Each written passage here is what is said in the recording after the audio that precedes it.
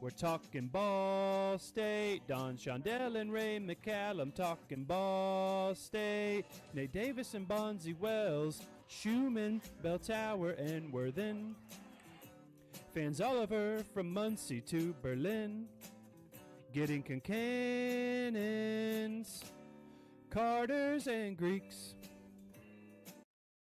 All right, everyone out there in Cardinal land, welcome to another live edition of Ball State of the Union, your number one Ball State football podcast. By the fans, for the fans. We're talking current headlines, exclusive interviews with Cardinal athletes and coaches, and fun off-the-ball debates you will not hear anywhere else. Don't forget to like, comment, subscribe, and follow us on all of your favorite social media platforms. And as always, you heard that wonderful song. You heard that wonderful composition, that wonderful voice. And whenever you hear that, you know what's about to be happening. And we are about to be talking Ball State. I'm your host, John, joined by Collin from Ball State Football Talk. Obviously, noticeably missing Willie Sneed. Willie will be joining us after our interview tonight with our friend Bobby from the TNT College Football Podcast. So Willie will be on after that's all over around 9 o'clock. So if you're looking for Willie, he'll be here, I promise. Again, just to say we are live again. We are live on Instagram, not on Instagram tonight. We're live on Facebook for the first time. So if anyone out there is watching on Facebook, please be sure to let us know. YouTube and Twitter. So before we jump into our interview, again, as always, Ball State of the Union is partnering with the Shop Indie. That's www.theshopindie.com. And they sell all kinds of stuff, Central Indiana, sports related, Central Indiana culture, but they have a lot of college and professional stuff, and they have a Ball State selection. So if you see any Ball State stuff or you see any other stuff, you want to celebrate our 2-0 Indianapolis Colts, you're still on the high from the Pacers going to the NBA Finals, you can use the code BSUnion at checkout for any of their items, and you can get free shipping. That's on me, and that's on Collin. We got you covered on the free shipping with the code BSUnion from the Shop Indie. So, Collin, before we jump into our interview, we had a great recap from a big win this weekend against New Hampshire.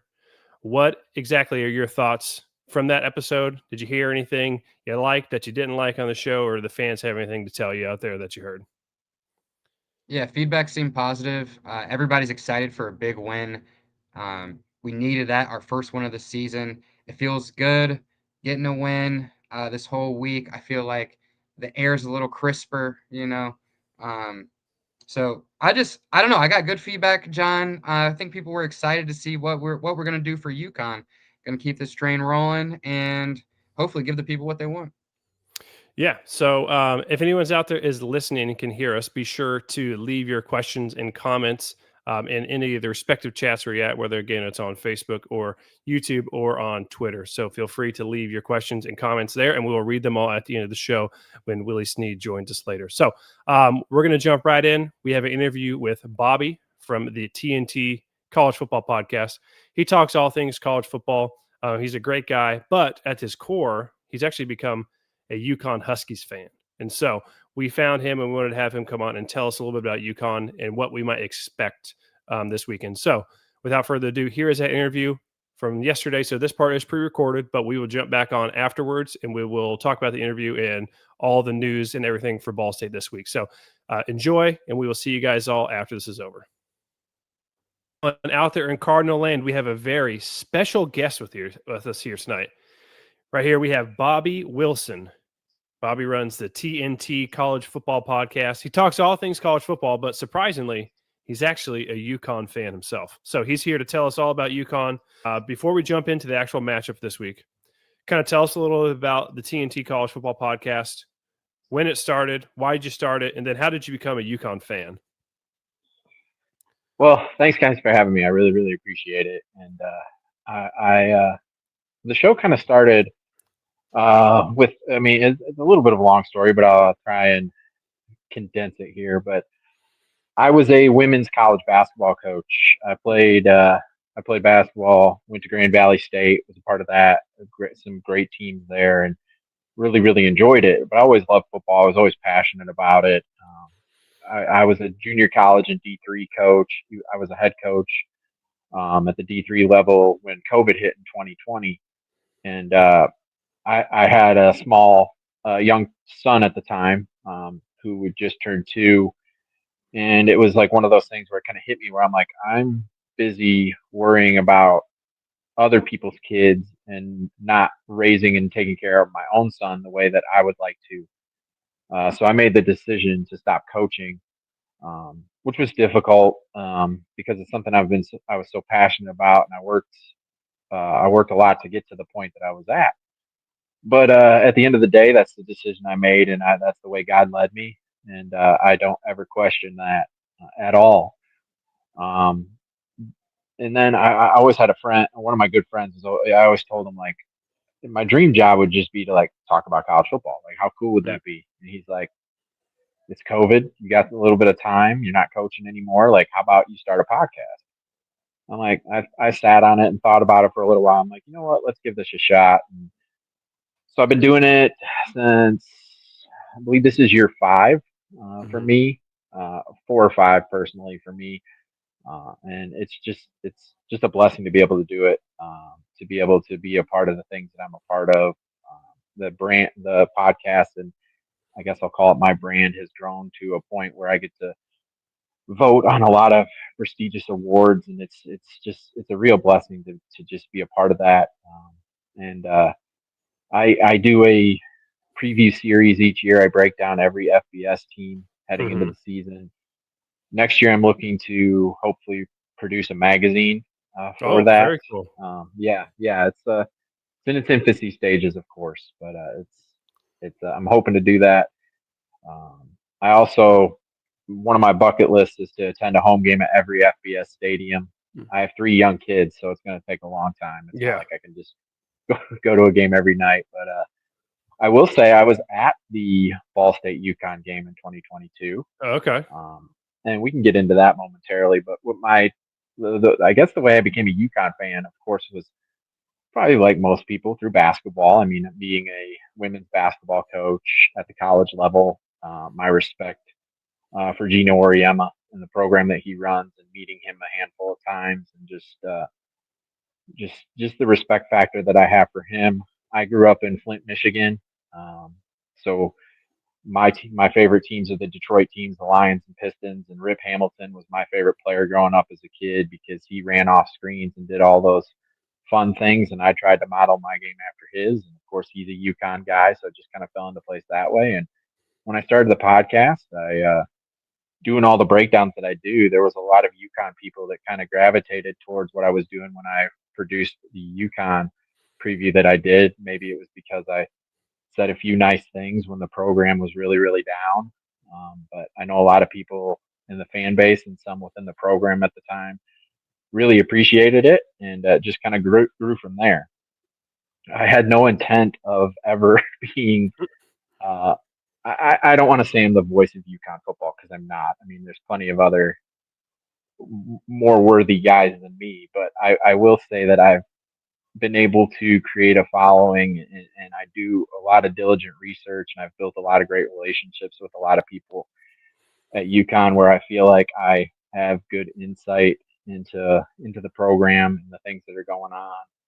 And like I said, when I jumped in 2021, they went 1-11. They lost to Holy Cross. They barely beat Yale. It was ugly, but at the same time, the head coach quit on them. But then once Jim Mora came in, things started to build, and that's kind of how I've continued the process when it comes to UConn football and the fandom. Just trying to put as much positive, but also the correct perspective into it as well. Yes, UConn football has had plenty of issues in the 2010s into the early 2020s, but it's a proud program with a good history. But yeah, I guess we could say that's my background. Okay, perfect. Before we get into the game, there's a couple things you touched on there that I was curious about. So number one, I've seen you do it. I've seen a couple other people do it. You do a breakdown for every single team. That is a crazy undertaking in itself. So congratulations on being able to do that. How long does that take? Like per team, would you say? How long does each of those little previews take? And at what number in the whole set of FBS? Like, is it number 50, number 60 where you get to, you're like, all right, I'm ready to be done with this already? Well, I can honestly say that I love doing it so much. You do hit a wall, of course. I'm a human being, but I enjoy doing it so much that it's not really a task or trial. I'll say I just enjoy it. Um, I guess it's kind of that coach that comes out in me diving into the details on each team that I really really enjoy. I mean, I guess if you want to pinpoint a number, maybe or in the '90s, you just kind of hit a little bit of a wall. Where you're like, man, okay, we got to push through and get it done. But how I start doing it almost after the season. You start really when guys start hitting the portal, you're trying, and it gets harder and harder every year.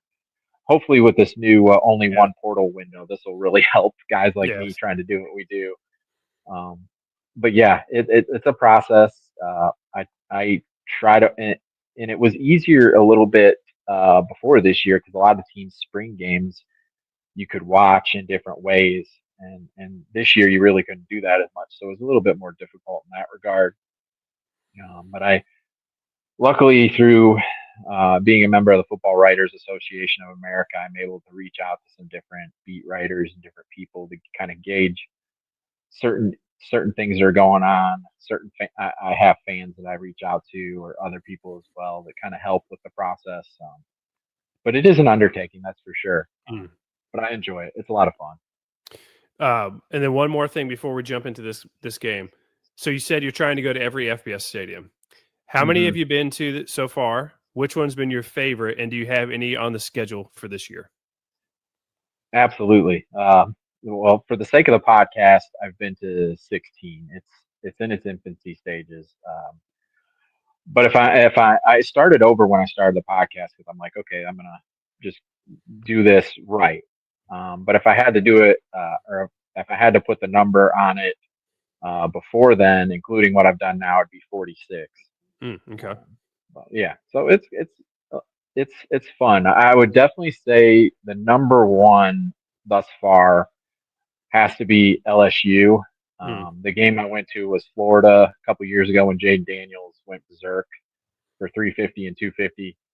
Um, it was his Heisman moment, and that I mean, it was at night. It's a rivalry game. That place is exactly what everybody says it is.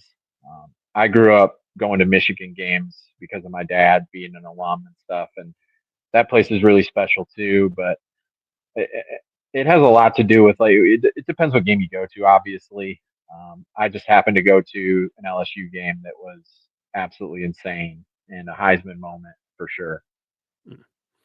Yeah, and I'll be like I was in our DMs earlier. I'll be actually at the game this weekend. I've never been to UConn That's before. awesome. I'm flying. I live in South Florida, so I'm flying up to go. So I'm kind of doing the same thing as you. I'm trying to check off not necessarily all of them, but I'm checking them off as I go. Collin, Right. what would you say if Bobby hasn't been to Notre Dame? Have you been to Notre Dame, Bobby? I was at the NIU game last year. Oh, geez. Collin, Yeah. is there anything worse? Because Collin lives in South Bend. Okay. Would that be the worst game that you could have went to, Collin, for yourself, is going to watch NIU win that game? I mean, I'm not really a Notre Dame fan, so I mean, I don't dislike Notre Dame, but I don't really care either way. So that would have been an interesting game to go to. But if you're a Notre Dame fan, that was definitely the worst game to go to last year because they ended up turning it around and going to the national championship. So Notre Dame really had a great season last year, and when Notre Dame has a great season, it's good for South Bend, the city. So I root for them in that sort of way, just because this is where I was born and raised. But as far as ball goes, I'm strictly Ball State. Disappointing answer because you and I are the number one Northern Illinois haters out there. So I figured you would have not wanted to see that in person. But Yeah.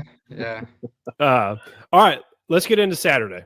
Let's get into Saturday a little bit. So, Bobby, tell us when you're looking at UConn under Jim Mora Jr., what's the overall identity if you were to categorize it in one way for UConn Huskies this year with Jim Mora Jr.? Well, our identity, especially under Jim Mora, has been the just winning in the trenches. We've had some very, very talented running backs. We've had some very, very talented offensive linemen come through recently. We've had 3 straight cycles or where guys have made NFL rosters 3 years in a row from the offensive line perspective. 2 years in a row where guys have gotten drafted off the offensive line. We've kind of become that's kind of become our thing where we're producing some high level offensive linemen. We got a couple of guys this year that have an opportunity to do so, I believe. And then Skylar Bell at wide receiver is another one as well. But our running back room has really been really, really solid under Coach Mora. And I think that's the identity we take. Defensively and offensively, we've had different coordinators throughout his time. So some things have changed, obviously. Currently, our defense, we had a tough performance last week against Delaware. Mm-hmm. But in the past, we've flown around, made plays, been the aggressor. That was our problem last week. I feel like we were playing on roller skates, it felt like, defensively, especially on the defensive line. But yeah, our identity is definitely ground and pound, in your face, physical. That's what we do. And then you were alluding earlier when you were talking kind of about how you became, a UConn fan. You're talking about the previous coaching regime and how they almost they quit on the team. Ever since Coach Mora has taken over, what's kind of like the culture shift that you've noticed, obviously just watching, on TV or in the stands, of what the team looks like, between now and then what they look like under that past coaching staff in terms of like the culture that you can tell? It's night and day. I mean, what it was before was, I don't even think you could say there was a culture under the previous regime. It was a mess. It was just, you can't even really put it into words. But Coach Mora came in. Obviously, his pedigree as an NFL head coach speaks for itself, and I think a lot of players respect that. Yeah, I think he's the type of guy who just gets your respect right away.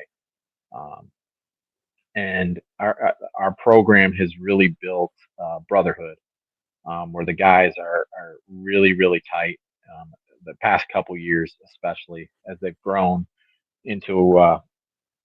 those expectations, like into last season, you could just really see how close that these guys were and how important it was. This year, it's a work in progress because we had so many new additions, especially on defense. Our whole front seven's brand new. So it's kind of hard to get those guys to glue so quickly. And I think we're kind of seeing that on the fly this year thus far. But yeah, the big thing that changed with this group is, one, they had a coach who cares in Coach Mora, and coordinators and position coaches as well. And it's just really helped the program build into what it's becoming. And like I said, it's a work in progress this year, starting 1 and 2. But I firmly believe in what these guys are doing. I don't know Coach Mora personally, but I do have, and I guess I don't know his dad personally, but I do have a fun story with his dad, with the infamous playoff rant that he went on at the Colts game. So I'm from Indianapolis. I grew up there, and growing up, we had Colts season tickets when they played at the RCA Dome. And I remember going to that game where that happened and listening to that interview live on the radio on the ride home, and then just not really thinking anything of it. And then it just like got out of the Indianapolis ecosystem and into on Sports Center and ESPN and everything. And then that was just like the talk of the town for forever. So that's anytime I hear about Jim Mora or Jim Mora Jr., that's the first thing I always think about. But obviously they both had great success coaching. Collin is more of my he's more of my analytical guy. He gets into the mud and likes to look at, the players and what we can expect. So I know he has some specific questions more about individual players on UConn's team. Mm-hmm. Yeah, first, this one's just kind of a general, but it's a two-parted question. Is UConn more of a run first or a pass first team? And then the quarterback, I believe it's Fagnano. You can tell me if I'm saying that wrong, but Fagnano, what's his game like? Well, before this year, I definitely would say we're run first. And I'm not saying that we're not that now, but I think we're very balanced now because we have a quarterback like Joe who we trust to make plays. He's very, very smart, and he makes the right read, and he just knows how to play. He's a seventh-year player, so I mean, he absolutely should be able to do that. But he does a very, very solid job at it. He's kind of taken us to a new level offensively, honestly, just because we haven't had, especially over my time covering the team over the past going on 5 years now, we haven't had a quarterback like him who just commanded the offense the way that he does, and just takes control, and he has so much poise, and you just know that he's going to make the right read, make the right play. Uh, Sometimes he doesn't set his feet, and that could be an issue. That was an issue a couple times in the Syracuse game. But last week against Delaware, he played fantastic. The offense was not the issue last week. Um, and we have a really, really solid stable of running backs, and that's why we've been a run first team, especially with the offensive line that we've been putting out there over the past handful of years, including this year. But we have some skill position guys outside that we can really, really trust out there. And Mel Brown, one of our running backs, suffered a broken clavicle last week against Delaware, which really, really hurts because he's our change of pace guy who can really, really make plays in the blink of an eye. And he's really solid. Cam Edwards is our kind of bell cow back who just can do a little bit of everything. He's doing a really good job this year on seeing the lane and making that cut going.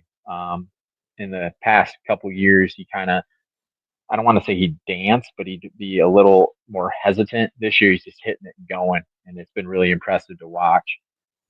Victor Rosa is another guy who when he's clicking, he is a special player because he has another gear that he can hit speed wise.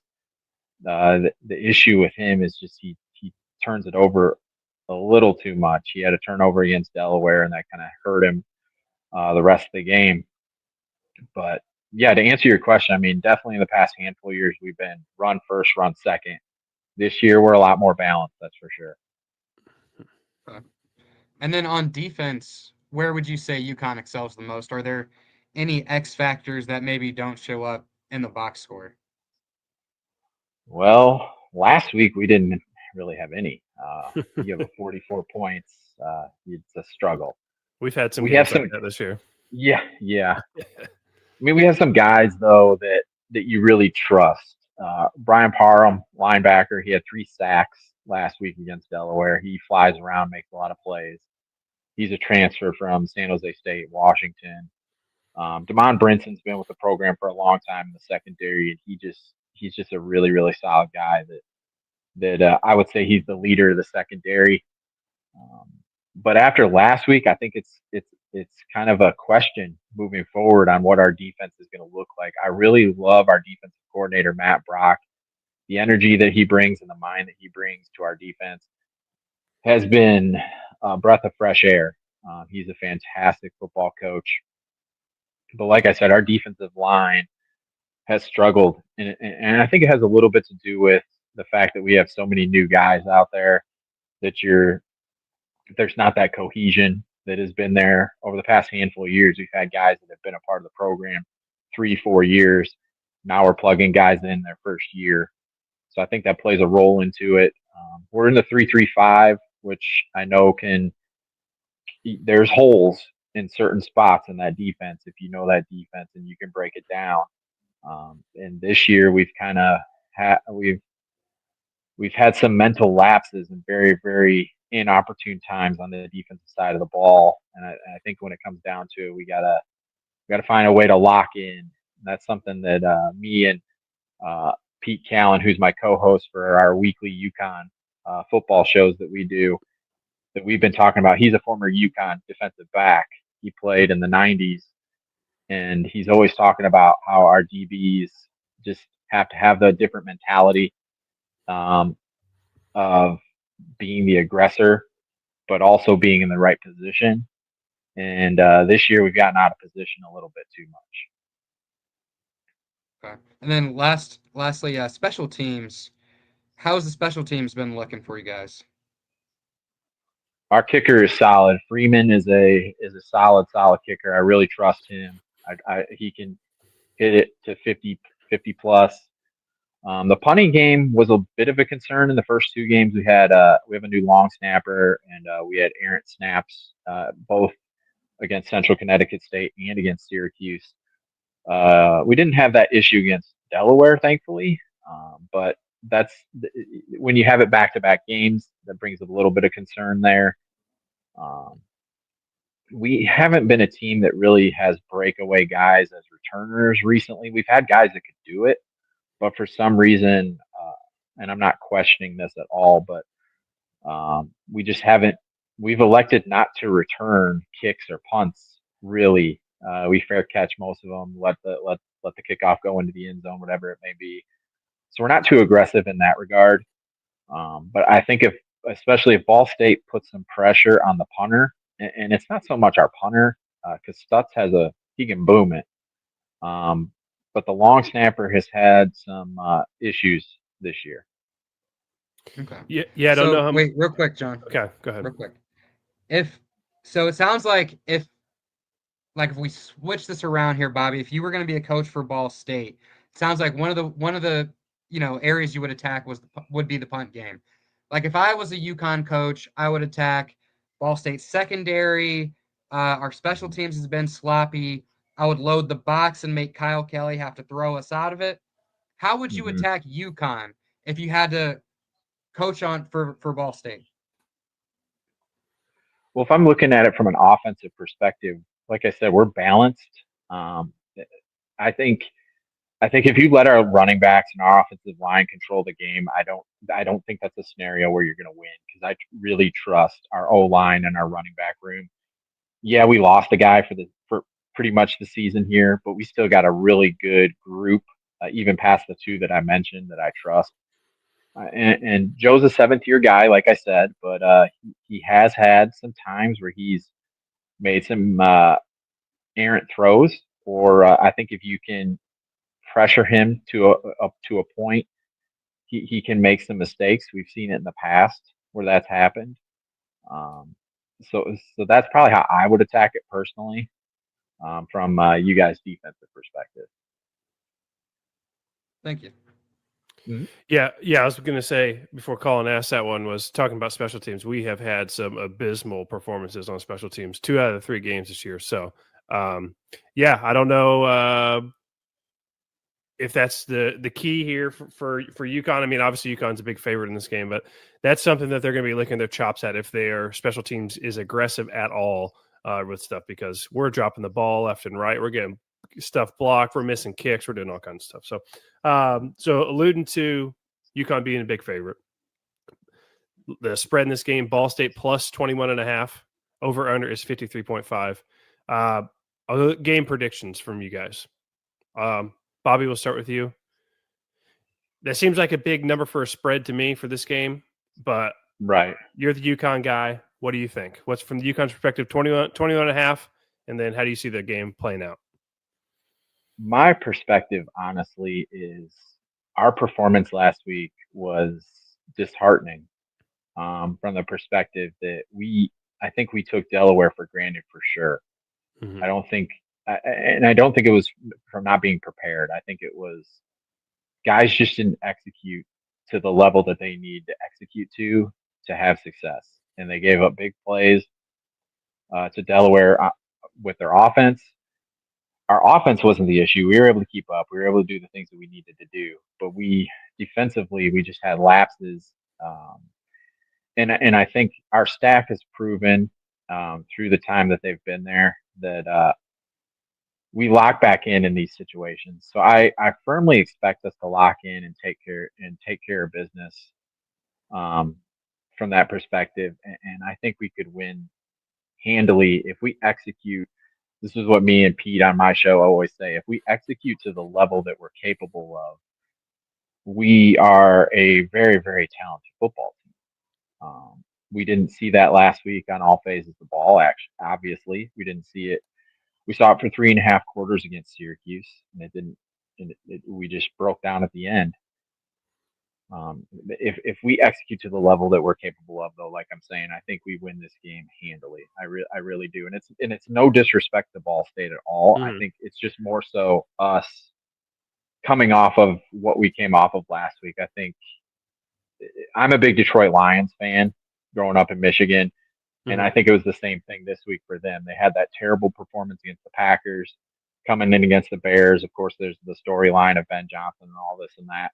but I knew that they were going to lock in and win that game handily, just because I know that coaching staff and that regime and those players and how they've handled things. And that's how I kind of view this game as well. Okay.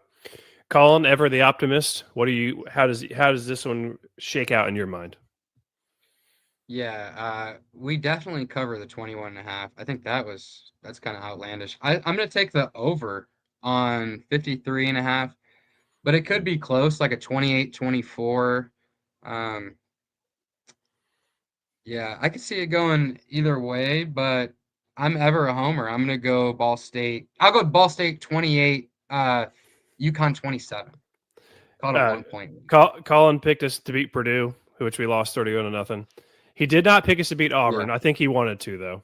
So, I thought about it. I'm not going to do that. I wouldn't do that. I think Ball State finds a way to cover the spread. I think UConn will end up winning the game. But even if Ball State covered this spread, theoretically, that UConn could still end up winning this game by, 3 scores theoretically if it's 21.5. So that is a big number, though. Yeah, it's a big number. So yeah. I think Ball State ends up covering the spread. I'm kind of with you a little bit, Bobby, in your thoughts on UConn, where it's like, yeah, they had obviously a very bad result last week, so they're going to come out wanting to really put it to someone if they can. The only thing about Ball State is they have, in my opinion, gotten better every single week so far. And last week, the offense really finally came alive. They were just like some extracurricular things, turnovers, penalties, stuff like that they're really, shooting themselves in the foot with. So if they can clean that up and they can kind of play, they've been a pretty good defensive team in the moments where they can. Obviously, they played Purdue and Auburn, so that's like a little bit tough of a sample size. But if they can somehow kind of put everything together, I think they can keep this game closer. But yeah, I ultimately think UConn, unfortunately, because again, I'm going to be there. I would like Ball State obviously to win, but I think UConn will win this game. But I do think Ball State figure out a way. They have covered 2 out of 3 weeks this year, so we'll see if that trend continues. So, Bobby, any last comments on this game before we get you out of here? Well, I want to say about my trip to Ball State in 2022 that you guys' fan base was awesome. The stands weren't full, but I will say, like, I go to stadiums a lot. I'm around a lot of different fans and such, and especially with my interactions on social media. This was the first time I've been to a stadium. I'm wearing a UConn hat, and people are thanking me for coming to the game. And that just says a lot about you guys and your fans. And I really enjoyed my experience there. It was, like I said, I've never had that happen before. So I just thought it was like kudos to you guys and your fans for just like having that hospitality. And it was a great place. I really, really enjoyed it. And I'll be back in the future. I definitely will. I live in Illinois, so Ball State isn't terribly far away for me. I mean, it's a handful of hours, but still, I mean, it's well within driving distance. Yeah, here in the next couple of years, I might be migrating back up to Indiana. And if I do, and you want to come to a game, I'm gonna have season tickets. Come on over. I got you. You can join me anytime. Yeah. But Bobby, tell people where they can find the show and just everywhere they can find it, basically, and maybe when it comes out.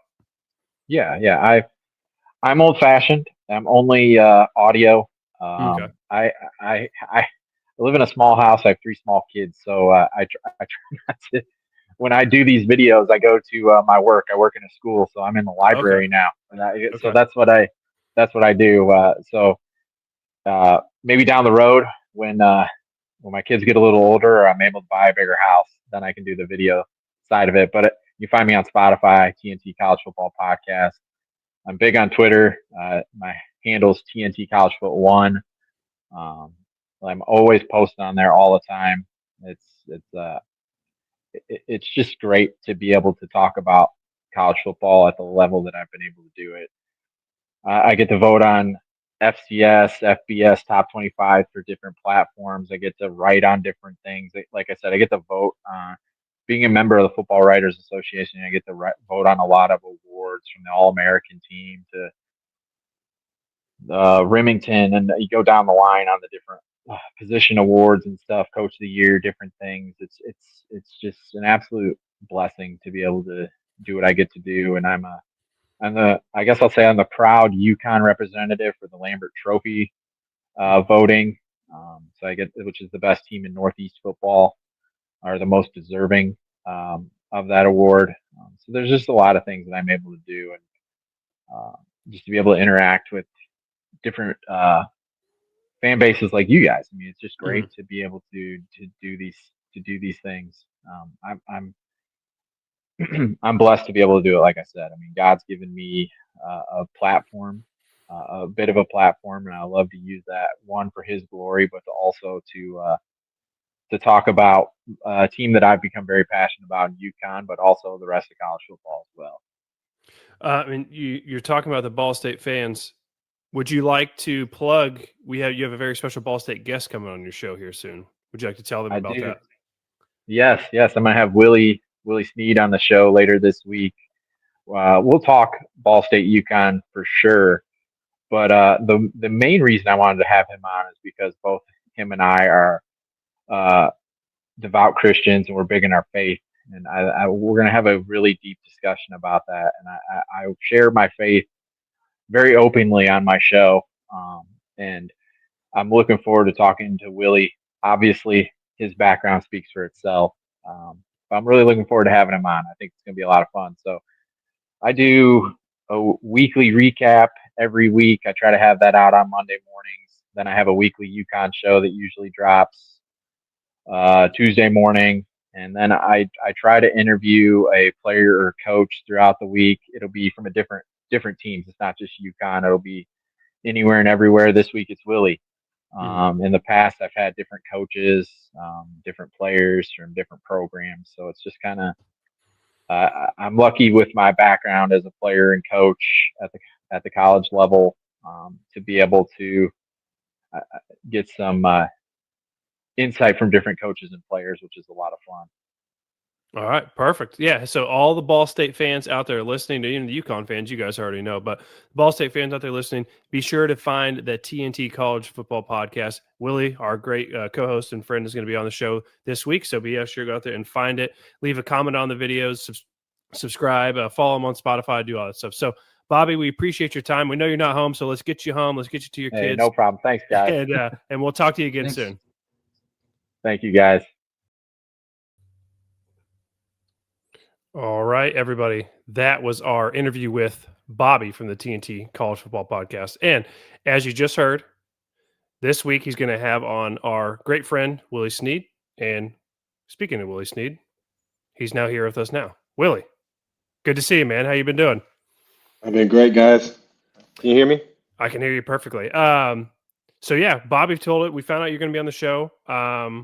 He told us you're going to be talking a little Ball State football, State UConn, talk about your faith. Is there anything else that you're planning on bringing up with Bobby when you're on the show? I believe tomorrow. Yeah, tomorrow night. I mean, everything he spoke on, we'll be speaking on. You know, I know he likes to talk, UConn and Ball State football. That's going to be probably the majority of it, but a lot of it too is going to be our Christian faith. We do share that, and that's something that needs to be spoken on. And I'm a testament of my faith. The only reason I'm here over a decade, is because of my faith. So I'm not afraid or ashamed of my faith. If anybody ever asks me to speak on my faith, that's what I'm going to lead with, or even if my life. So definitely looking forward to that interview tomorrow with him, and just chatting it up for a little bit. Perfect. Yeah. Again, everyone out there listening, be sure to go find that on the TNT College Football Podcast with Bobby, who you just heard, and our great friend Willie Snead. Now, before we get into the news, Collin, did you have any takeaways from our interview with Bobby? I had a couple things that I thought were interesting, but did you have anything that when we were talking to him that really stood out to you? Yeah, I did. So I learned Jim Mora's supposed identity, according to Bobby, is mostly in the trenches. He's a guy that wants to win the trenches. Another thing that stuck out to me was Bobby actually recommended that we put pressure on the long snapper and the punter, that they've been having problems on that. So probably take him at his word. You might see that maybe in my 3 chirps, hint, hint. But yeah, he had some good information, John. Yeah, those are 2 things that I main takeaways is I didn't realize UConn was like maybe a mini offensive lineman factory. He was talking about they have some good ones throughout the years and some good ones this year. And long snapping, that was an interesting thing. I don't think anyone in any show we've done so far has brought up long snapping. Willie, Nick Traub wouldn't. Every long snap he'd have would be perfect, right? No one would ever get to him, correct? I never saw any issues between him and Kavanda Yeah. shot. They were always on point, man. They were ready to roll. So yeah, Nick, if you're out there listening, your long snaps did not go unnoticed back in the day. So before we jump into the news from this week, if anyone is listening, you can hear me right now. Be sure to leave any questions or comments you have in the chat on Twitter, on YouTube, and Willie. We are live on Facebook for the first time today. So do you have anything out there for the fans of Ball City Union on Facebook? Man, thanks for tuning in. We're just steadily growing. So, all your support is appreciated and much love. So let's keep it rolling, guys. Perfect. All right, let's jump in to some things I found this week that I thought were kind of a little interesting here. So our first one of the day is a stat that came out about our defensive line. Now, we keep giving defensive line a lot of praise, and Much deserving praise. here is something that I thought was pretty interesting, actually. We are currently 4th nationally in total sacks. Now, in the years previously, this has been something that we have really struggled with, is getting pressure on the quarterback and getting these sacks. And that seems to be changing right now. Willie, I'll start with you. Is this something, is it just a year-by-year basis with the transfer portal of who you're going to have in, or is this something that can be sustained throughout the years with this new coaching staff of having this defensive line with this good pressure be like a calling card for Ball State football? Yeah, I think so. I mean, the proof is in the pudding. I mean, I think that's where the strength of the team is going to lie, in the trenches, especially on the defensive side of the ball. We got to see a little bit last week with the offensive line, just really dominating the line of scrimmage. But I mean, like you referred to earlier, Jim Mora is a trenches guy. So this is going to be a big test for these guys. And I think if we get past this game and they continue to stack these sacks, it just continues to speak volumes to what the kind of team they can be, the kind of defense that they can be. Because I remember when we had Nate Ollie, and Jonathan Newsome and Nick Miles and all these guys. I mean, the defense lives and breathes to the D line. Your strength of your defense is going to be in your D line, and that plays like linebackers play off the D line. DBs get picks off of the D line's pressure. So I think this is an awesome stat. I think it's just something that they should just look at, recognize, and just continue to grind. So kudos to them. But I think this is something they just got to continue to build on, John, and I think they'll do that on Saturday as well. Yeah, Collin, I remember before the season started, you were really big on wanting to really see that sack total rise. What are your thoughts on what we've seen through 3 weeks so far? Yeah, definitely. So far, so good. D-line looks incredible. This has to be the number one improvement, I think, that I've seen that Coach U came in and immediately improved upon. I've been a Ball State fan for a while, John. I know you can say the same, maybe even possibly longer. But I don't remember the last time I've seen a defensive line this good for Ball State. When was the last time? And I don't want to put the cart. Yeah. I don't want to get ahead of myself here, but I mean, this D line is all time here. Yeah. And speaking of all time, guys, we're on a very early. I know it's only going into week 4, but we're on a very early record watch here. So Nathan Voorhees right now is 3.5 sacks. So he's on pace to hit 14, basically. That would break the all-time single season record for sacks in a year. It was set back in the early 80s at 13. So he's on pace right now. So can he keep up with it? I mean, if you're a sack a game guy, that's if you're a sack a game guy in the NFL, you're making big time money. So if he can keep that up, that would be awesome to see. He's a dog. We had another interesting stat that came out from the game on Saturday from something that was set back in 2000 the last time it happened. And let me throw that up here. It's with our guy Kyle Kelly. And Kyle Kelly was actually the first person for Ball State since 2000 to have 100 passing yards and 100 rushing yards in the same game. Mm-hmm. So, Collin, first, any comments on this? And I have a question about this for Willie. So any comments on first guy to have 100 yards rushing and passing? It seems like you would have that beforehand, but first time in 25 years. What do you think about that? Yeah, that's pretty surprising for me that, we haven't really had that, but all the more credit to Kyle for being the first one to do that. It's not easy. I know 100 and 100 doesn't sound like much, but he's doing very different things on the field very successfully at the same time. So I think we got to give a little bit of praise to that. I would love to see some of the, passing yards numbers maybe go up a little bit, but we'll take it. It was the first game, kind of bounce back. I'm hoping to see him build this week, but that's pretty impressive alone. So I was happy to see that. Now, Willie, our guy Keith apparently never had the wheels like that to hit that 100-yard mark. And if you did, I guess it wasn't in the game where he was throwing for that much. But you're obviously very you have an expert opinion on playing with quarterbacks. You played with both types of quarterbacks. One, who would sit more in the pocket with Drew Brees and not really be super mobile, and then obviously one with Lamar Jackson, who can throw from the pocket very well, but obviously is very dynamic with his legs. As a wide receiver, which do you prefer to play with, or does it just, hey, as long as I'm getting the ball, I don't really care what you do? Honestly, like I think the pocket passer for a receiver is more ideal. I mean, Lamar is playing at a really high level right now. I think you guys just saw the stat. He's like leading in NFL history with passer rating and yards like the past couple years. So he's gotten so much better. But when I first got with bruh, like he was a one shot and get out of there type of guy. And obviously he was new to the league. He was still trying to learn defenses and stuff. But when I got with Drew Brees, who he was seasoned at the time when I got with him, he just knew exactly where he wanted to put the football. He didn't really rely on his legs. He just relied on his outlets, his receivers, running backs, tight ends, and that worked for him. So just me personally, I loved playing with Lamar. It was fun. There was a lot of games where, especially like when quarterbacks are in the pocket and they need to escape, that's when you really see it come to life. But I think just overall during my time in the league, I think the pocket passer of Drew Brees really just allowed me to ignite my route running, the type of receiver I was, versus with Lamar, it was more like scramble drill, like 5 times a game, just trying to get loose and create an open target for LJ. So this is awesome to see Kyle Kelly just building on his legacy at Ball State. And I'm with Collin. I want to see him stack. I want to see 200 yards passing and a 100-yard rushing game.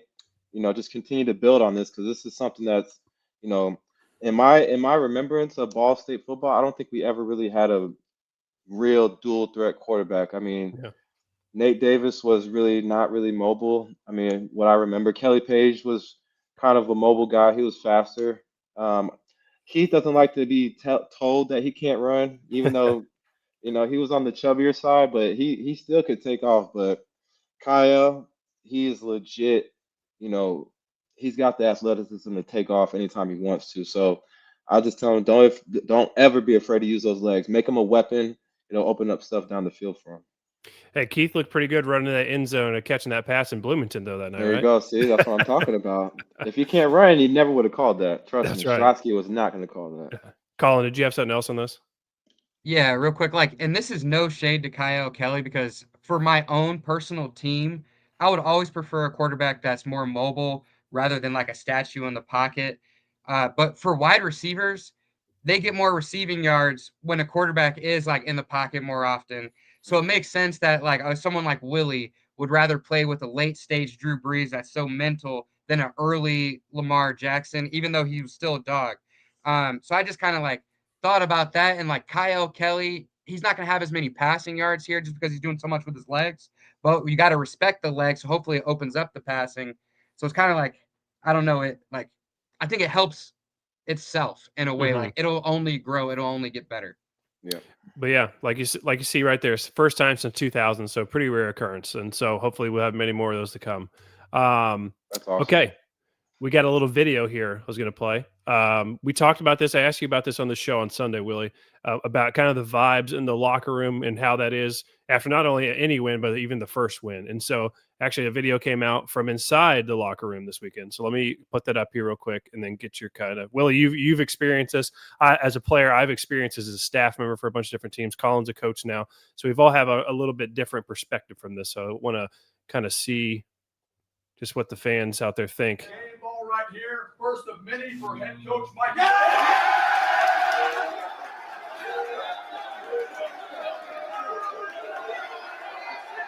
I don't know. Can they hear that? Hey, I'm gonna piggyback on Coach, but it's so hard to win at this level.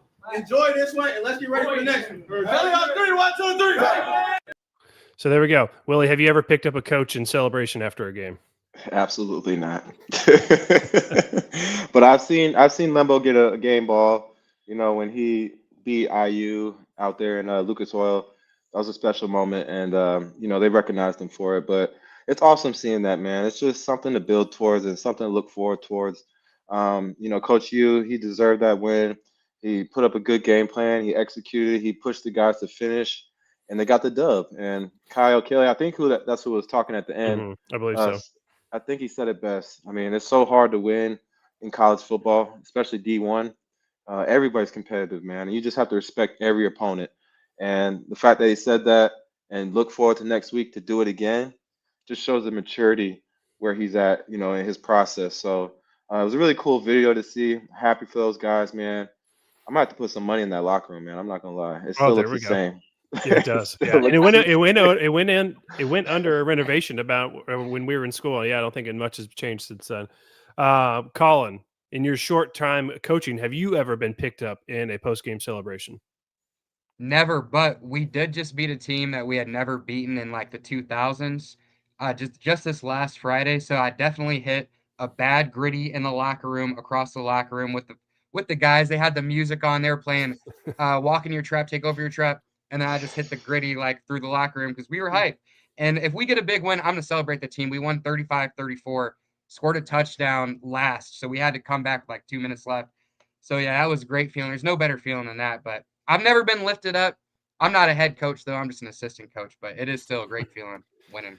Yeah, from nice. the support staff side of things, we like the breakdown. We like when everyone gets hype, and then we're like, all right, everyone get showered, get changed, let's get out of here. We're ready to go. Especially if you have Right. a long flight back over, like say like a Sunday night game. I remember one time we put a Sunday night game when I worked with Indianapolis in Seattle.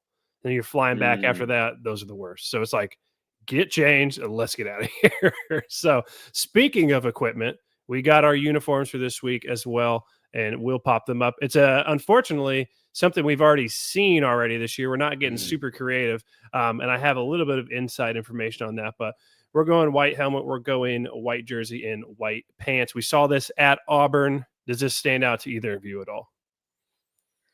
Not really, but I like it. I love the black pants. You know, you can never go wrong with the black pants, but just looking for a different result in this uniform right here come Saturday.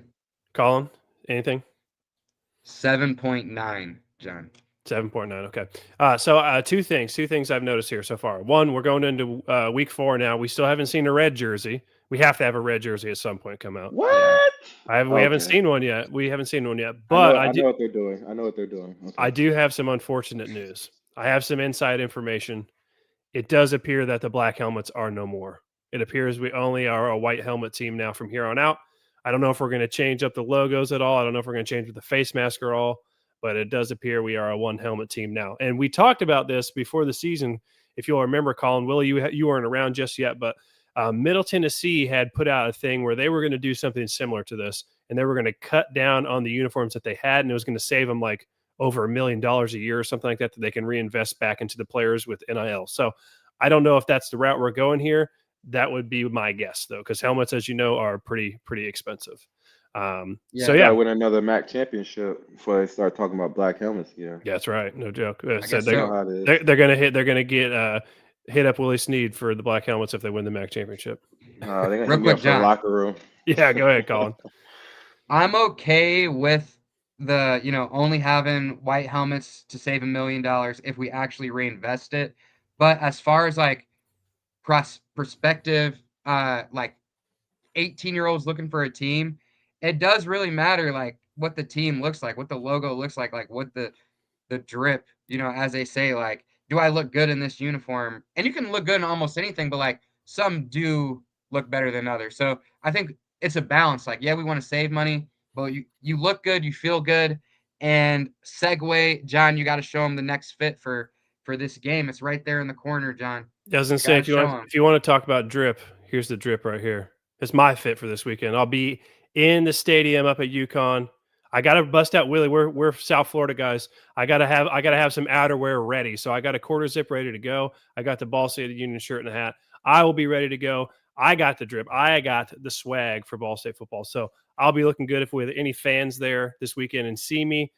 Be sure to say hello, and I'm excited to meet you. So What's the weather looking like for Saturday? Have you checked it up yet? beautiful. It's going to be Okay. like a high of 66 and sunny. Ooh, I like Beautiful day. that. But since I'm so used to the South Florida weather, I got to have something just in case. It's a little cold for us down here. So Sure. it wouldn't have been that cold back in my Indiana days, but it is a little bit chilly now. So again, before we get to the last piece of news in our 3 chirps, if anyone out there has any questions or comments, please be sure to put them in the chat right now. It can be about anything. It can be about this game, Ball State football in general. If you got any questions for Willie Snead, put them in there. If you got questions about Collin's cats, put them in there. Whatever you got, put them in the chat right there. Last thing before we jump into our 3 chirps is, Willie, I don't know if you've got a chance to watch this yet, but Ball State Sports Link has been putting on this thing called Together, and it's basically been like a Hard Knocks throughout the season so far. They're doing one each week. It's going to be 12 episodes. So it comes out every Thursday. So this will be the episode tomorrow. About 5 o'clock is when they come out. So Willie, first question, were you ever involved in Hard Knocks in any of your years so far in the NFL? No, actually not. I thought I was going to be in one this year with the Bills when I went to go work out for them. That was the closest I ever got to it, but never had the opportunity to be in that type of environment with cameras everywhere, watching your every move, every meeting. Mm-hmm. It's kind of like crazy. So that was going to be my next question for you, was if they had done something like this when you were at Ball State, how do you think as a leader of the team you would have handled it? Would it have really changed much, or would it have been like a big distraction, do you think? There is a distraction component to it for certain guys, but I think for the guys who were the leaders in the locker room at that time, it would have been like an everyday thing, because I mean, they're just cameras, right? We just gotta be ourselves. We gotta conduct business like we normally do off camera, and I think if guys have that mentality, you can get something out of something like this because you're trying to give a kind of inside look of what the process looks like, right? But you want it to be authentic. You want it to be real. You don't want guys to be, doing stuff for the camera, right? But I think we would have handled this pretty well. I think this is really cool that Ball State department has, really put together. What is it, Sports Link, right? Yeah. BSU Sports Link. Yeah, they're doing an amazing job. I've followed every episode. Hopefully I make an appearance in episode 5 or 6 when I come out there, but I think this is dope, man. I think they should keep it going, and I think this is the first time they've done this, right? I believe so, yeah. Yeah, this is cool. Collin, did you watch last week's episode, and if so, what'd you think? Yeah, of course. I've watched every episode multiple times, sometimes 3 times. Like when I'm just bored, I'll just put on the episode. I love what they're doing. I'm super excited. I'm glad they're doing the Hard Knocks, kind of Hard Knocks-esque sort of vibe. It was something we actually check the tape, guys, something we put in our holiday wish list episode. Mm-hmm. And you know what? Passed it along to assistant AD. Look at doing this. Boom. What do we got here? It's a wonderful thing when people care and they give their ideas. And it's an even more wonderful thing when the people that are in power are receptive. So I want to give a shout out to Kevin Messenger, give a shout out to Jeff Mitchell. Thank you guys for doing the Hard Knocks thing because it's honestly been incredible. It's given me something to look forward to as a big Ball State fan. This is honestly, I couldn't ask for anything better. Let's keep doing it. Let's get more Kyle Kelly. Let's get more the biggest stars in there. I want to see Eric Weatherly. I feel like we haven't seen him yet. Nathan Voris, get more of him. But yeah, I love it, John. I love it. It's my favorite thing they're doing. Yeah, Willie, you will more than likely during the Ohio weekend, I would think we'll be able to sneak into this. But I am going to make it my mission this weekend to be the first member of Ball State of the Union to get on this show. I'm going to do everything in my power to sneak in here somehow this weekend at UConn. So if I can do it, we'll talk about it next week, I guess. But so that's all basically the news I have. I don't know if either you have anything that you noticed throughout the week before we go into our 3 chirps. Mm-mm. Nothing. No, that's pretty thorough, John. That's pretty thorough. All right, let's get into 3 chirps. Everyone's favorite segment out there. Collin, I think Willie went first last week. We'll start with you this week. What are your 3 chirps for this game? And anyone out there, 3 chirps means it can be your 3 keys to win the game, 3 things you want to see. Basically, it's pretty open-ended. What are the 3 most important things or the 3 chirps for you this week, Collin? Yeah, number 1, I want to win the trenches. This is supposedly Jim Mora's identity with the team. They're a trenches team. Well, okay, so are we. Our D line is nasty. Like I want to see them get in there. I want to see the O line continue to step it up. Last week we had like Quay Ashley with 187 yards. You can't even do that without an O line. So I want to see the O line continue to step it up. I want to see the D line keep going. Number 2, John. Number 2. This is very important. Limit special teams mistakes. We've seen it over and over and over. And John, you even tweeted, one of these days, these special teams mistakes is going to get us beaten, or something similar to that, John. And I agree. Don't leave the door open for them. Don't give them these opportunities. Don't put our defense in a bad position where they've only got 20 yards to their back. So limit special teams mistakes. Expect the unexpected special teams.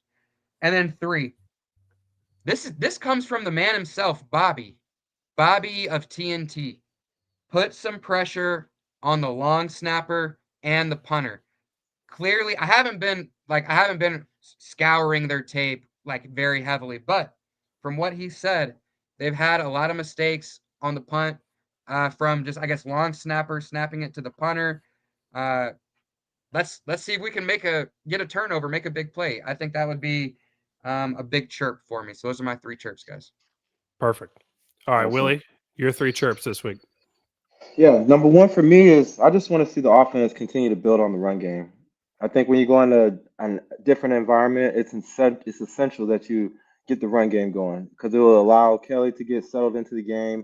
It'll allow the O-line to get their feet in the grass and start driving people back, and it just gives the offense confidence to do more.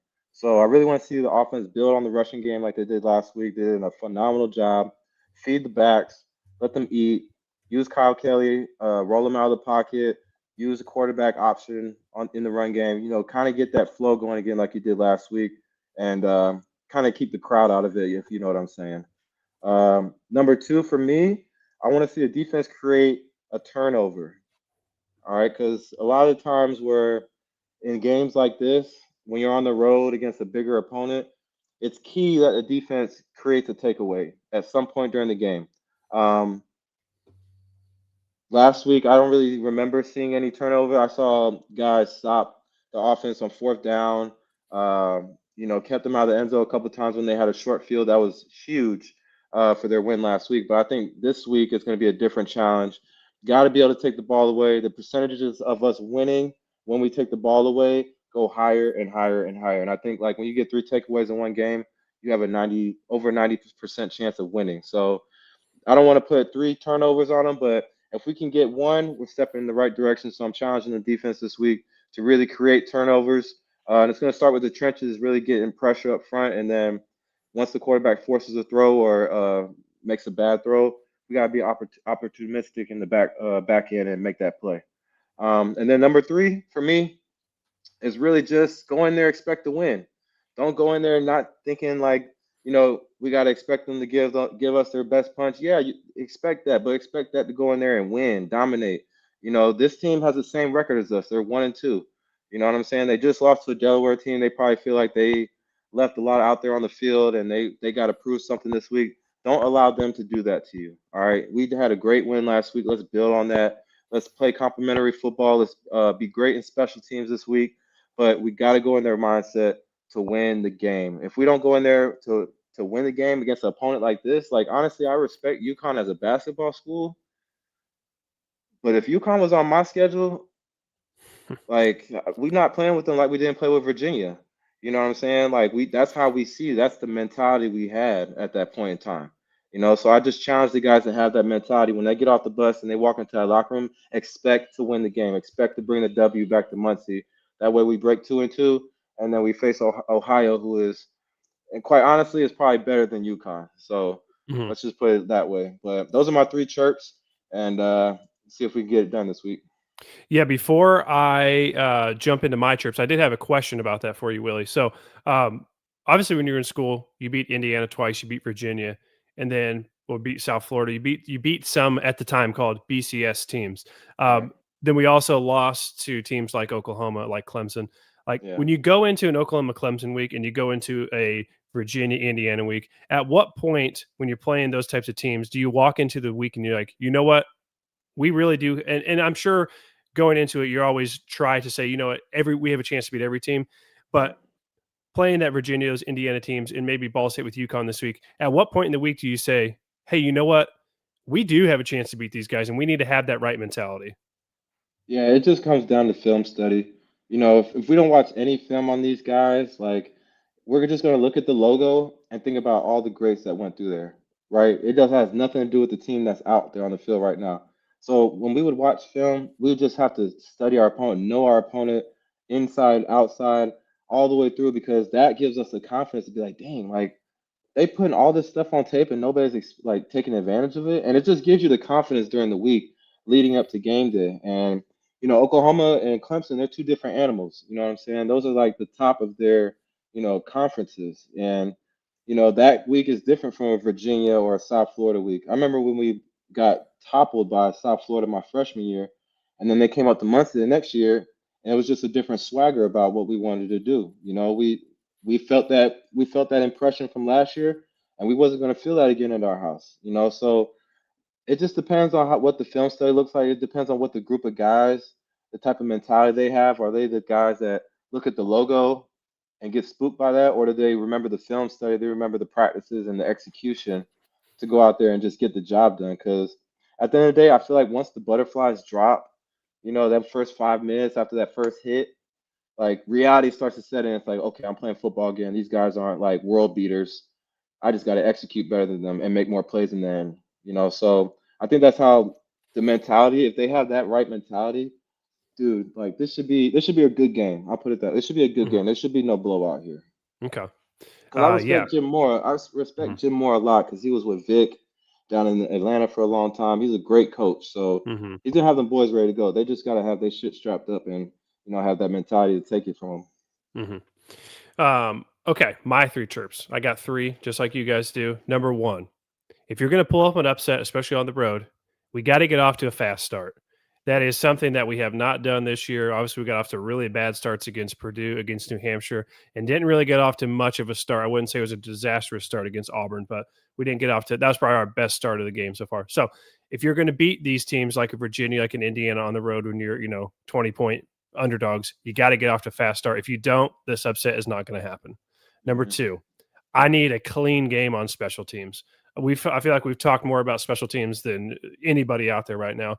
We got to have a clean game. I'm not saying we have to, force turnovers or score touchdowns on special teams. We just need to have it be something where nothing bad happens for us this game. Everything just needs to go according to plan, not have a bad game.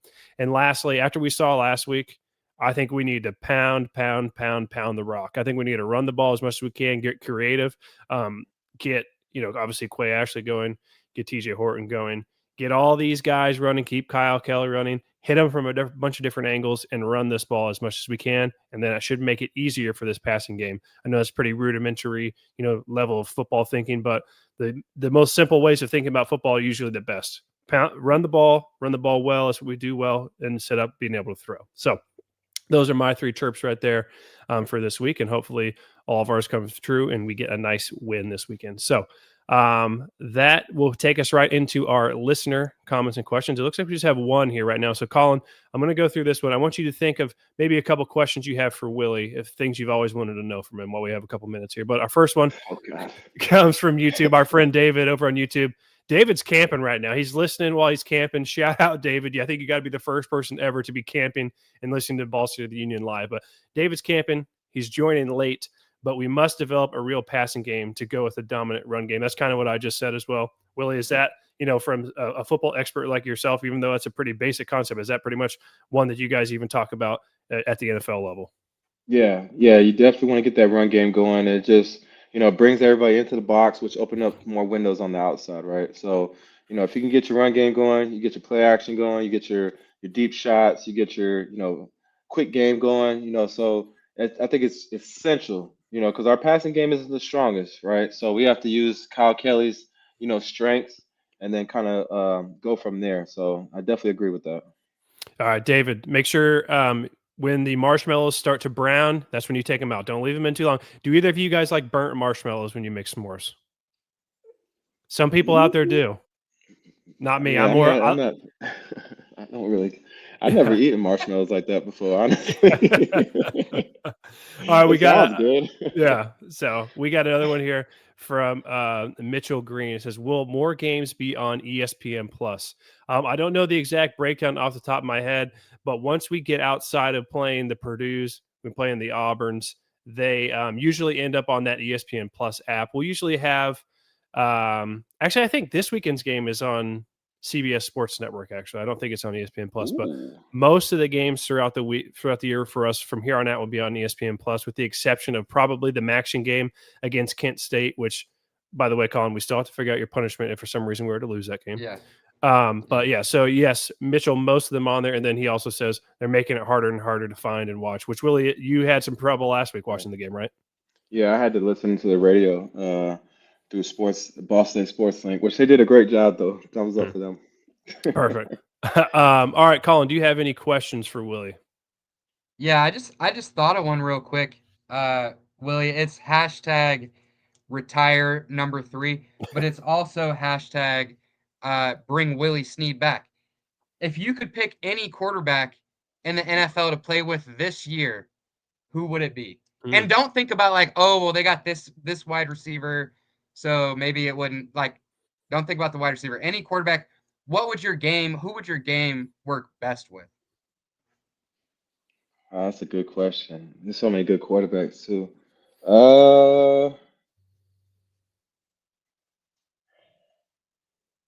I would probably go back and play with LJ, but because I know him. But for a quarterback that I don't know, because I like playing with Brock too. Brock's a gamer. He reminds me so much of Drew Brees. It was insane to see him grow into the player he is now. But somebody that I haven't been with that I probably would love to play with is Justin Herbert. Like that guy is an assassin throwing the football. Like I got to spend 3 days up there at their mini camp and just getting to know him. He's a great guy, but just the type of quarterback he is, he's definitely an MVP candidate at the end of this year. Like him and Josh Allen and Lamar, like those 3 guys are special. And I think playing with Justin would be like playing with Drew again, but he's 6'6", so I can see him. You know what I mean? Right. Through the offensive line. But yeah, I think Justin Herbert. I probably like to play with Justin if that I opportunity see ever it. came up. I thought you were going to say my guy Daniel Jones. That's my new guy. That's my new guy right there, Willie. If I told you what the GM said, it would make you laugh. You'll probably be pissed off. John, Well, come back yeah. to that in 3 weeks. See if you still love Hey, Indiana Jones. We'll see. Oh I my gosh, I don't do love him it. so far. That's my guy right now. I'm riding with him. I got no choice. That's who I'm riding with. I got Kyle Kelly and I got Daniel Jones. Those are my guys. So There you go. those are my guys right there. David had one more here. He said, "This is a great team. Hey guys, we're a great team." According to David. So David, we appreciate your continued support. Much We know we love. see you in there every week watching. So all right, we'll wrap it up here real quick. Collin and I gave picks when we were on with Bobby from the TNT podcast. Willie, what's kind of your quick game prediction? How do you think this shakes out on Saturday? Yeah, I mean, I believe it's going to be a close game. I feel like if Ball State comes in there with the game plan, and like I said, has the mentality to win the game, it should be close. Now, if we go in there and we do what we did last week on special teams and, do a whole bunch of uncharacteristic stuff, this game could get out of hand quick, because these guys are coming off a loss. They probably thought they should have won, and they're trying to come in here and set the tone on Ball State. So this thing can get out of hand quick if we let it. But I believe after what the performance we had last week, I believe that they want to build the run game up, continue to build that up, and then Kyle Kelly, he just has to calm the noise and just play with it himself, man. Just control what he can control, protect the football like he did last week. He did a great job with that in the rain. Like that's not easy to do. He's gonna have a beautiful day on Saturday to work, and I just think the leaders on the offense and defense side of the ball just got to come together and have that swagger about them. So I think it's gonna be a close game. I'll call it 21-18. Going Ball State way, man. We're gonna take this dub. Let's go. There we go. There we go. I love it. I love it. Jesus. Okay. Let's go over the rest of the week and we will get everyone out here. Again, we appreciate everyone watching along with us here live on every Wednesday night at 8:30. So the rest of this week, how it's going to shake out. So the game is at, I believe, 3:30 on Saturday. So after the game is over, you'll go to Ball State Football Talk. That's Collin's page on Twitter and X. And that's where our spaces will be right after the game. It'll be Collin kind of breaking down the game and then giving you fans an opportunity to get off your chest either good things or bad things kind of right there, almost like a call-in line type scenario. So that will be right after the game on Saturday. And then our live weekend recap show is actually going to be on Sunday night this week. I know we usually do it on Sunday mornings, but I'm going to be flying back from Connecticut on Sunday morning. So we're going to do it Sunday night. So I'll let everyone out there know a time when we have it, but it'll be sometime on Sunday evening. So that'll be the rest of this week. And then before we get out of here, one more time, as always, Ball State of the Union is partnering with The Shop Indy. That's www.theshopindy.com. Buy anything on their site. It can be Ball State. It could be Colts. It could be Pacers. It could be IU or Purdue. I don't know why you'd want to buy IU or Purdue stuff, but you can if you wish. And if you use that code BS Union, you'll get free shipping on your order. So be sure to use that code BS Union for free shipping, and it helps support the show. So, boys, good show tonight. We appreciate you two being here with me as always. So that's going to do it for this edition of Ball State of the Union. Thank you all for tuning in as we broke down this week's matchup against UConn. Again, I will be up in East Hartford this weekend. I'll be at the game. If anyone sees me, I'll have on the Ball State of the Union hat and the shirt, depending on how cold it is. If it's too cold, then you'll just see the hat. But I'll be there. If anyone sees me, please be sure to say hello. Let's take a picture together. Let's grow and cheer Ball State together this weekend. So tune in tomorrow for TNT. Yeah, that's right. TNT podcast. Willie's going to be on there with Bobby, who we had earlier. So be sure to go find that. Leave some comments on there and let Willie know that you're there watching along with him. So, be sure to subscribe. Yep, be sure to like, comment, and subscribe on all of our channels. Again, everyone on Facebook watching today, we're glad you're joining us tonight, and we'll be back. We'll be able to go live on Facebook from here on out. So, go Cardinals, chirp, chirp, and I will see you guys all Sunday night for our live recap show. See you then.